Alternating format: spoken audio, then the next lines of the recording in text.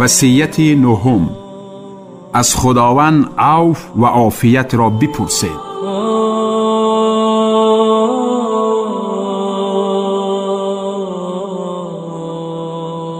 از عباس رضی الله تعالی عنه روایت است که پیغمبر صلی الله علیه و سلم فرمودند: ای عباس، ای عمک پیغمبری خدا، از خدا عفو و عافیت را در دنیا و آخرت طلب نما.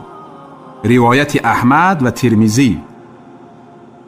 از عباس رضی الله تعالی عنه روایت است که گفتم: ای پیغمبری خدا، مرا چیز تعلیم بده که از خدای عزوجل بپرسم. پیغمبر صلی الله علیه و سلم فرمود: از خداوند عافیت را بپرس. چند روز ایستادم و دوباره از پیغمبر صلی الله علیه و سلم پرسیدم. پیغمبر صلی الله علیه و سلم فرمود: ای عباس، ای عمکی پیغمبری خدا، از خدا عفو و عافیت را در دنیا و آخرت طلب نما.